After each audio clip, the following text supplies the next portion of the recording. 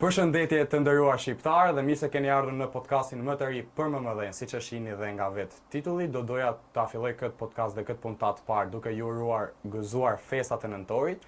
Përshëndetje miq, siç e thash në fillim, mirë se erdhën në podcastin më të ri për MMD-n. Sot kemi një ftuar special faktikisht. Është një person që është patriot edhe jep shumë vlera dhe shumë sakrifica për ta bërë Shqipërinë më të mirë çdo ditë. Do të prezantohet vetë se kush është, nuk do t'ja them as emrin sepse dua që të prezantohet vetë më mirë. Atëherë unë jam Arben Kola nga fshati Bele i Kuksit, për gjithë ata që s'më njohin ose s'më kanë hasur asnjëherë. Merrem me turizëm, si udhëfis turistik. I datëlindjes 79 dhe sot jam 46 vjeç. Arben, si nisi kjo rrugtimi drejt profesionit aktual që bën? Rrugtimi ka nisë që nga koha kur kam qenë në Londër duke studiu, në vitin 2003, ku fillova kolegjin e turizmit, por mbas problemeve shëndetësore që kisha atje, u detyrova të shputem nga kolegji i turizmit dhe të shkoj për kurim në Francë, në Paris, dhe mbas ardhjes time të parë në Shqipëri, pash që gjërat kishin filluar me ndryshu, po jo edhe aq sa duhet. Në rikthimin tim të ditë në Shqipëri, pash që gjatë 2007-s, kur unë her pas here shoqëroja ndaj tuaj për në aeroport, përmes miqve dhe të tjerëve, ju flisja për historinë e Shqipërisë, për traditat, për doket, për zakonet, për gjeografinë, dhe shpesh herë pyetja ishte a je guid turistike, dhe unë i thoja jo.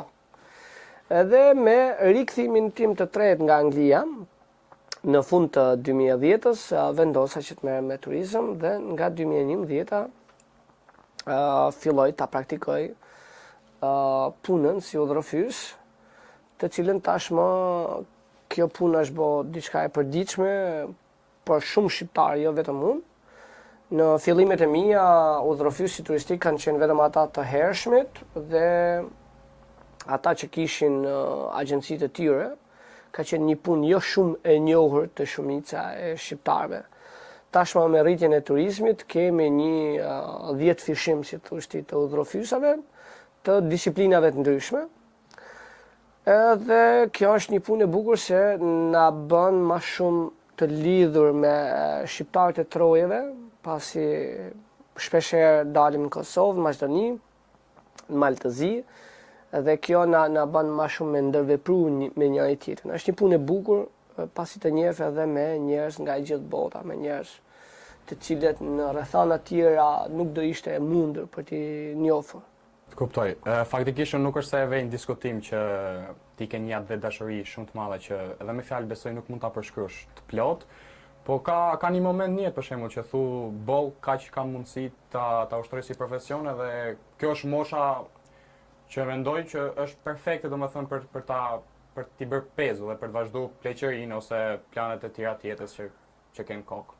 Duhet cila është mosha ideale që mendon? Sa i përket udhëfysëve turistik kulturor dhe historik, unë kam taku japonezë apo nga Vietnami, apo nga Tajvani, të cilët operojnë deri në 75 vjeç. Kemi shqiptarë në mes nesh që janë pothuajse 66-70 vjeç dhe vazhdojnë ta bëjnë sepse është edhe një punë e bukur që duan të jenë në kontakt përditshëm me njerëzit. Kështu që është një punë që ti mund të vazhdosh për sa kohë je mirë me shtetin. Kuptoj. Po për shembull tek rinia, tek mosha ime, sugjeron si profesion? Patjetër që jo për ta filluar tani sepse jemi në shkollë, po në një tarme të afërt, mbas shkollës, po them, ose mbas moshës 25 vjeçare, besoj. Patjetër që sugjeroj dhe ka plot. Të rit janë shtu në shumë disiplina, me shumë gjuhë të ndryshme, sidomos me gjuhë të ralla, si thoshti, ku kërkesa nganjëherë është edhe më e lartë. Kështu që kush e shef të arsyeshme, tregu është i hapur. Shiko se duhet t'imponohet pak besoj, duhet t'imponohet nga më të mëdhenj, domethënë që shiko se duhet futesh në këtë fushë për... Jo, nuk ka imponim, ti duhet ta ndjesh e para, ti duhet kesh dijen edhe vullnetin për me mësu në vazhdimsi edhe duhet bësh edhe kurset e dura për t'u certifikuar, me që tani jemi edhe certifikuar sipas ligjit. Ti si Arben, kur e mendove me mendjen tënde edhe kur si thosh e caktove që do merresh me këtë profesion edhe nga lindja dhe dashuria kaq e madhe për të fut tek fusha e turizmit që aktualisht? Jo, shifre tani atë dhe dashuria me turizmin janë dy gjëra të ndryshme. Atë dhe dashuria është e brumosme tek unë që në Vezli, për shembull, sepse baba ime ka pat ëndër edhe dëshirë të madhe çlirimin e Kosovës dhe bashkimin me Kosovën, që për fat keq nuk e arriti asnjëherë sepse ndroi jetë në 96-ën. Biles edhe po të kishte fillu lufta, unë jam shumë i bindëm se ai do ishte se s'bën luftë. Dhe është ajo çfarë të flasin prindrit nga Vezlia për atë dashurinë. Turizmi pastaj është diçka që është një nevojë jetësore për të jetuar, se s'kena ndryshe si të jetojmë, duhet merremi me një punë. Dhe pastaj kur ti e gërsheton turizmin me atë dashurinë, ajo bëhet akoma edhe më e bukur. Të kuptoj. Ceke Kosovën. A mendon që ndoshta personalisht mendoj që ti jo, as unë, po një brez tjetër a do ta gëzoj bashkimin e trojeve? Ndoshta nuk po them Shqipërisë etnike se do jetë goxha punë e vështirë, po të paktën Shqipëri-Kosovë. Atëherë Shqipëri-Kosovë, unë për qenë realist edhe pragmatist duhet të themi që është çështje kohe.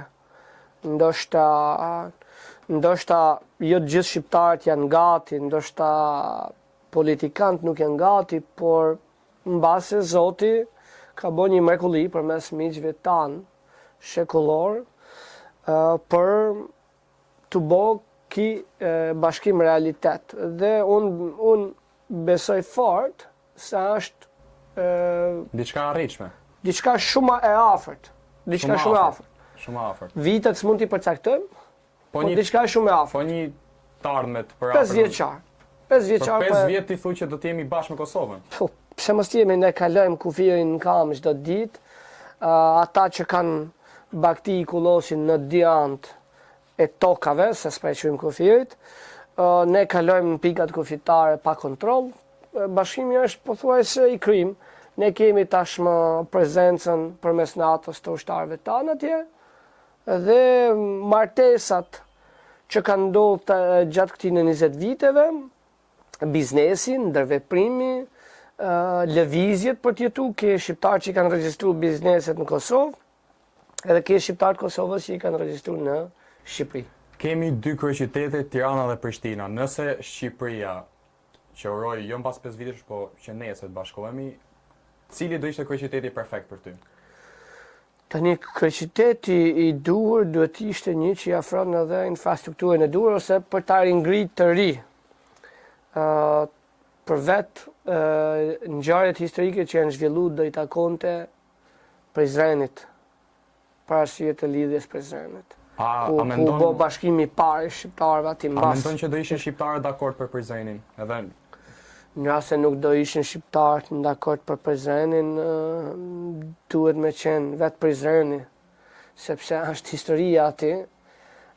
Bashkimin e parë e boni Gjergj Kastrioti, që nuk zgjati shumë, 25 vite, por bashkimi i dytë i shqiptarëve mbas shumë shekujsh në zgjedhjen osmane ndodhi në Prizren dhe do i takonte Prizrenit si kryeqyteti përbashkues. Të kuptoj. Faktikisht doja me ndru pak temën, si thosh, do të përmend diçka që mu pengon dita ditës, edhe pse kam disa kohë që nuk e ndjek rregullisht kombëtaren për të qenë i sinqert.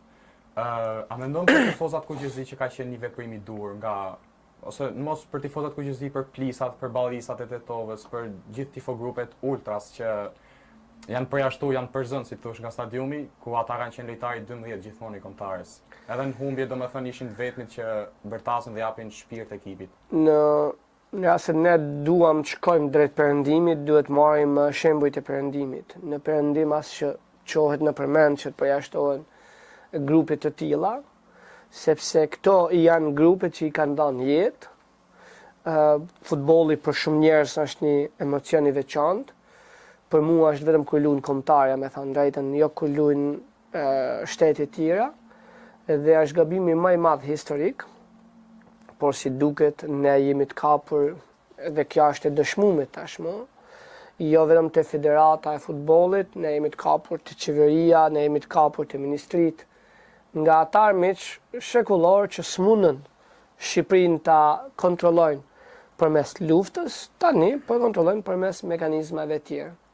Po për shqiptarët që janë patriot vetëm 12 ditë viti, do të thoja ose 11, 2 ditë pra nëntorit, të famshëm, edhe 9 ditë që lunë kombëtarja, qofën në shtëpi apo jashtë, çka këshille do t'ju jepi, domethënë për të bërë një Shqipëri më të mirë dhe më patriote? Këshilla ime do ishte më shumë edukim për atë dashurinë, sepse edhe patriot, ndoshta njerëzit e marrin me kontenacion tjetër, po ne kena atë dashurinë dhe më madheun, kështu që vetëm duke pa sakrificat, duke lexuar ata çfarë të parë duke fillu prej kohës me Lekën e Madh, me gjithë herojt tanë, me Gjergj Kastriotin, me Rilindasit, me Ismail Qemalin, me Izboletinin, me Hasan Prishtinën. Edhe ata kishin mundësi ta jetonin një jetë si mbret, duke qenë edhe shërbëtor tjetër kujt, por zgjodhen lirinë, zgjodhen atë dashurinë dhe sakrifikuan gjithçka atyre. Ne nuk po themi që të gjithë bëhemi ashtu, po të paktën ne Një pjesë e mirë. kemi shumë arsye, çdo shqiptar ka shumë arsye për të festuar dhe për të qenë krenar për Shqipërinë, sepse flamuri jon, vendi jon, është i vetmi shtat, i vetmi flamur që nuk ka bë spastrim etnik, që nuk ka bë gjenocid, që nuk ka bë pushtim. Të me thënë, kur e llogarit me shtetet tjera europiane apo shtetet tjera të mëdha në botë, jemi të vetmit. E vetmi gabim ndërsheku që kemi bërë ne është lufta mes njëri tjetrit, që kemi sulmuar njëri tjetrin. Po botës, Europës, askujt nuk i kemi asnjë borxh, vetëm çfarë na kanë. Kështu që duhet se s'bën të jenë krenar që janë shqiptarë dhe ta kultivojnë të fëmijët, por edhe ai 12 ditë në vit ose 11 ditë që uroj që të bëhet 365 ditë, gjithsesi kjo merr kohën e vet. Të kuptoj, përmende shumë fakte dhe shumë emra të shquar të historisë shqiptare. A mendon që shqiptarët një ditë do të mendojnë më shumë për Shqipërinë, domethënë mbas ngjarjeve që do të ndodhin, mbas Shqipërisë dhe Kosovës së Bashkuar? Kjo do varet nga ne. Unë, ti, ai, ajo, ne, ju, ata, ato. Duhet të gjithë ne të punojmë drejt kësaj. Nuk bëhen gjonat vetvetiu. Në rast se ne nuk punojmë me vetveten e para, e dyta me fëmijët dhe me brezat që vinë në edukim, s'ka se si me not, nuk ndodh asgjë rastisht. Edhe në rast se ne punojmë siç aktualisht jemi, kudo në troje ka organizata, shoqata, individ që punojnë ditë e natë me arsim, me punë, me mbjellje pemësh, me pastrim, me promovim, me restorant, me hotel, me shërbime të ndryshme, po punojmë ditë e natë për ndryshimin e fytyrës vërtet, jo vetëm të Shqipërisë, por edhe gjithë shqiptarëve, kudo që janë në trojet tona, në arenën ndërkombëtare. Gjithçka është e mundur përmes edukimit. Po në shkolla si mendon, është arsimi i duhur për ta imponu këtë gjë? Shkolla për fat keq ka rënë në pikjat, kudo në për Shqipëri, ka shkolla të caktuara dhe mësues të caktuar që kanë ndjenë brendshme.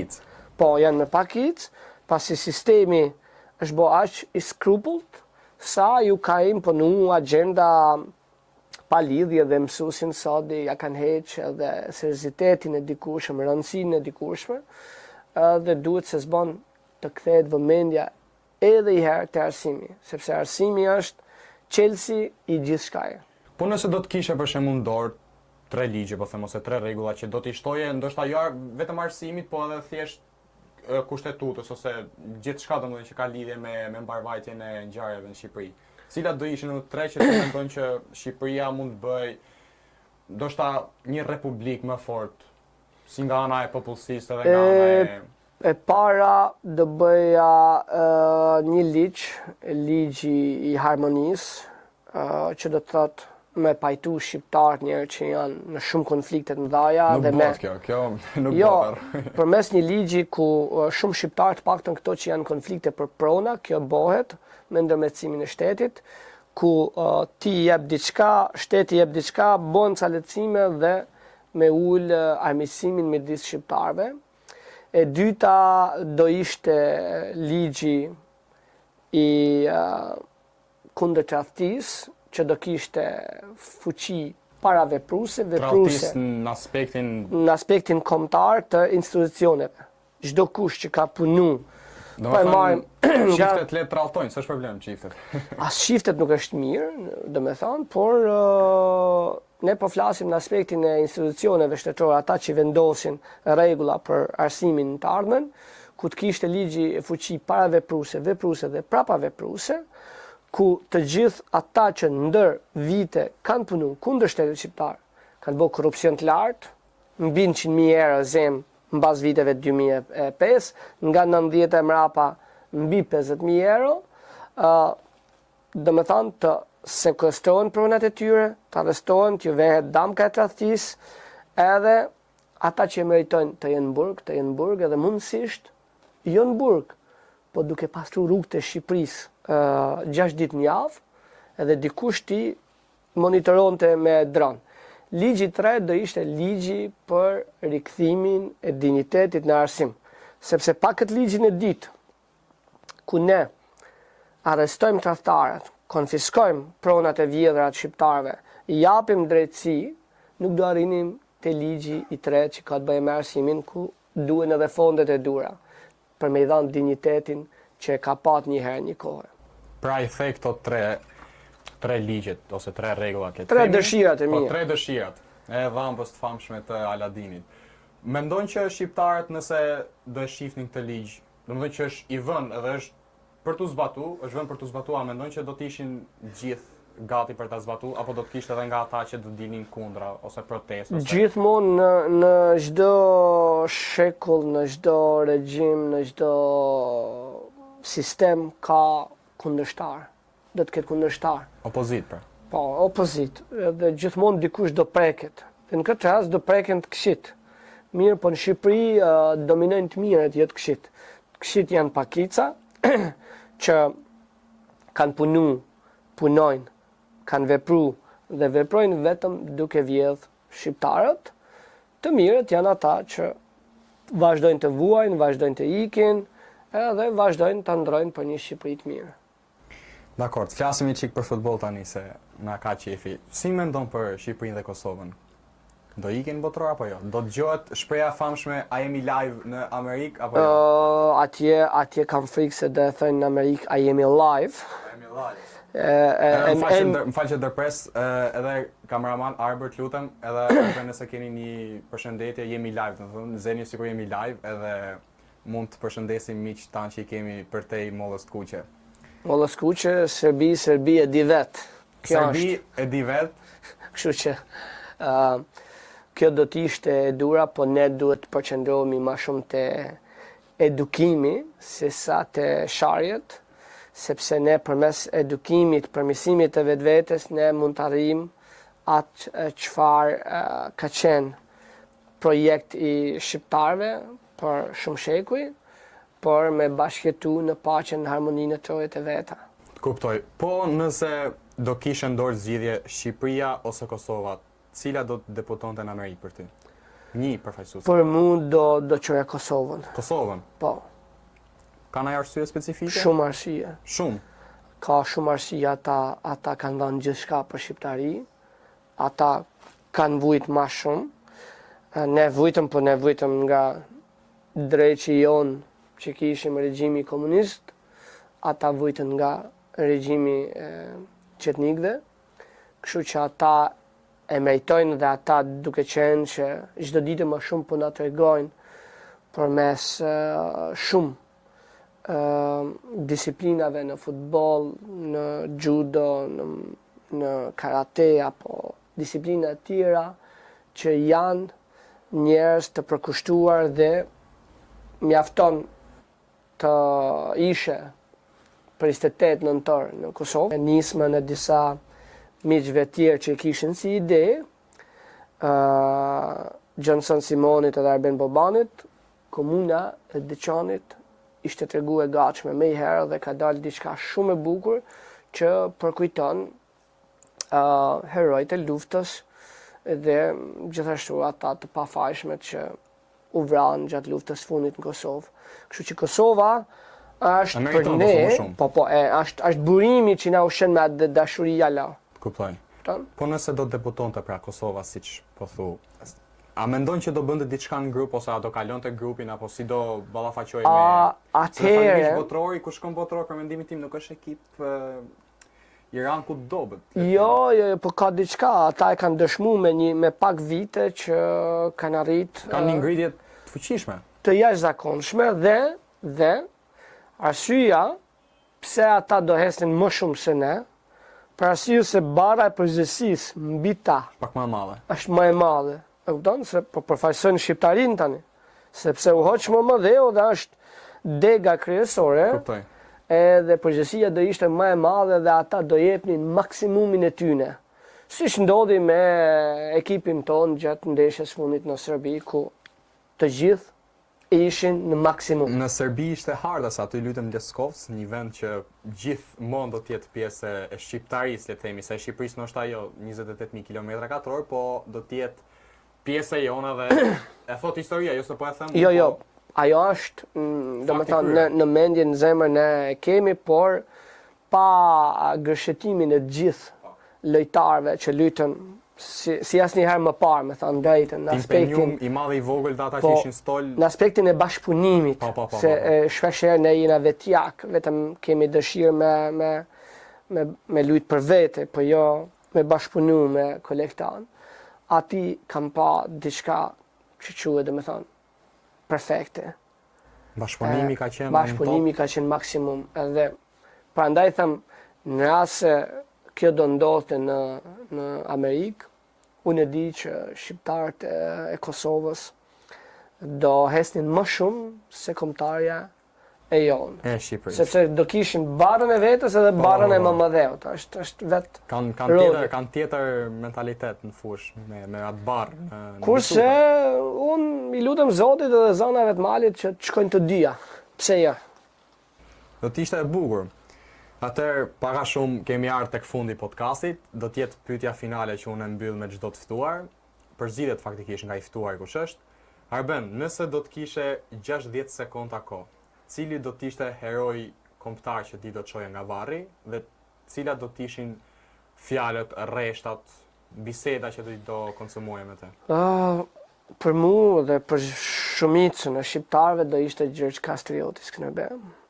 Dhe dhe kërkoja një këshill të madhe për daljen e kësaj gjendjes ku jemi ne si shqiptar, edhe mundësisht nëse do ishte e mundur që për ta përdorur shpatën edhe i herë, dhe ja kërkoja një nder për shumë koka, jo disa koka, por shumë koka. Për turqit apo për ti qëru, për tradhtarët, nuk flas skena, turqit janë vend vet tanina. Nuk kemi punë me ta, ne kemi punë tani vetëm me tradhtarët. Pa u vrarë tradhtia nuk bëhet shqiptaria. Ne një editorët e kemi çik me turqit, po s'prish punë. Jo.